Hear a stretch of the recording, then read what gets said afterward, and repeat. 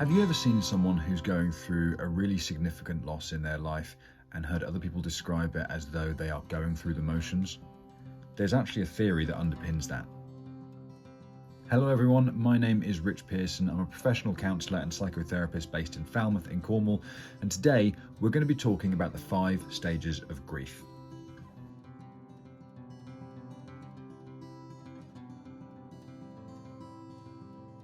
A lot of people will have heard of the 5 stages of grief, which, if you don't already know about them, are denial, anger, bargaining, depression, and acceptance. But there's some things that some people might not know about these stages of grief. Just to recap, the 5 stages of grief was a theory that was brought up to describe the processes that a human being would go through when they lose something. Grief doesn't have to exclusively be the purvey of the mortal loss of a loved one, which is how it's often described, but is obviously a very significant way of describing it. You can grieve for a friendship that didn't work out. You can grieve for a home that you no longer live in. Grief can be, to some people, seemingly over relatively trivial things for others. Grief can be losing out on a job that you were really excited about. Grief might not just be getting your way, if you're accustomed to having that kind of thing. But the interesting thing is the 5 stages which generally all people will go through when they are experiencing this type of loss. So let's go through them.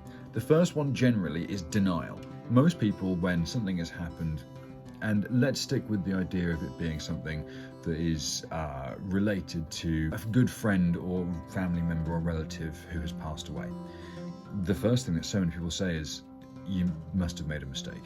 That can't be right. Now, not everyone does this, but it's one of the first things. You might not even say it, you might just think it. That can't be. No, they were so young. There must be someone else. It must be something different. That kind of thing doesn't happen to me. It just happens to other people, or it happens in the movies or things like that.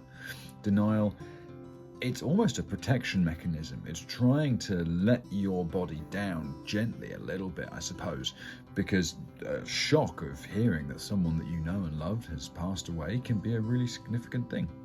Again, please remember, this is not just about people dying. It's just the example I'm using here. Grief can be the loss of absolutely anything. So next up after denial, we have anger. And most people are probably pretty familiar with anger. I remember when one of my friends passed away when I was a teenager, and the anger was unbelievable. I raged, I ranted, I screamed, I threw things around. I was so upset, and that just visceral kind of rage came out of me. But it's a very human thing to do. We have this idea, once again, that we are kind of the masters of our own universe. So whenever things don't go the way that we expect it to, one of the things we do is really quite spectacularly throw our toys out of the pram and have a good rage about it. Get really angry about it, because we feel like anger is a very productive thing. And in some certain circumstances, I suppose it is. But most of the time, it's just a process that we need to go through, often in order to vent out some adrenaline. Bargaining. Now, obviously, in a situation where someone has physically passed away and is no longer with us, there's only really one kind of place that you can go for bargaining, which is to a higher power, something that we're not aware of. And you see this all the time in movies and stuff, but believe me, it happens in real life as well. People say, please God, please, turn it around. Take me instead. Make it so that this hasn't happened. Or if you just bring them back, I'll be a better person. I'll do better things and stuff. People who've never been religious will pray and hope that, they can, make a deal or something that will change things around. And, when you think about it in terms of things which aren't related to mortal loss, you think of something like someone, look at the other end of the spectrum, maybe someone who has grown up in quite a fortunate financial situation is finally cut off by their parents, and they might go through that anger, denial, bargaining point, and when they get to the bargaining point, they're like, oh, please, I'll be so much better, just please give me my allowance back or something. We all do it in some small different ways, but we all don't have to do it in terms of different kinds of grief. Depression. This is possibly one of the hardest things to go through. I remember being depressed for a very long time, and it was one of the worst times in my life. Depression, when you realize that you've gone through denial, anger, and bargaining, and you've tried all of those things and the truth is still there, that is depressing. That is something that makes you feel, well, mortal and fallible, and like you can't control the things that are happening. It's a very scary thing to feel that your own abilities as a person to prevent catastrophe are not omnipotent or exclusive or anything like that. So it is a very scary thing. Acceptance. You have gone through the first 4 stages of grief, and now you've reached the point where you have no option but to really accept what has happened. And then acceptance. Most people get through the first 4 stages of grief and then find themselves at a place where there is nowhere else to turn except to accept the thing that has happened. I am very sad that my friend has died, but there is nothing I can do about it. I cannot change it. I have tried all of the things, including just being very sad about it, and it hasn't made a damn bit of difference. It's just the way that it is.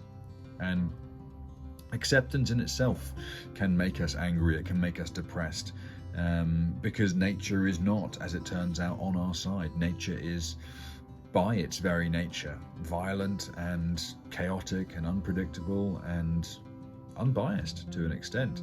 And we generally don't like that as human beings. So, those stages again: denial, anger, bargaining, depression, acceptance. 5 stages of grief, and that's the most common way in which they're generally lined up. However, what you might not know about those 5 stages is they don't have to exclusively be in that order.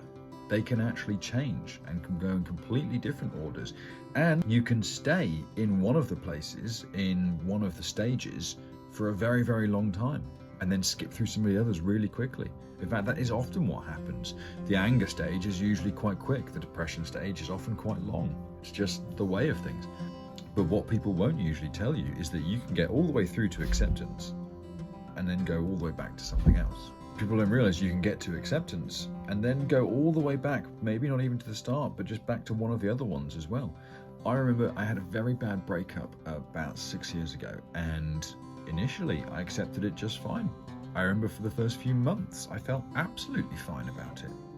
And then it turned out I hadn't just somehow circumvented the first 4 stages, or that I had gone through them all really quickly in the space of one evening. In fact, I hadn't even touched them at all.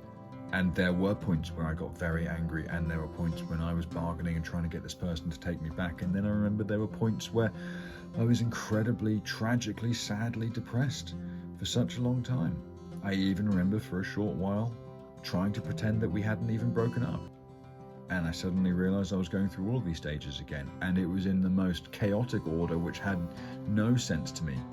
It's important to know that just because you feel like you've accepted something, or someone that you know has gone through an experience and accepted something, that it's worth checking in on them from time to time, because relapse happens in terms of the stages of grief, and it's important to be aware of that.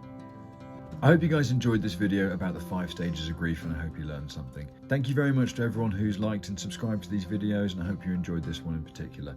I'll see you guys tomorrow for the next one. Thanks very much.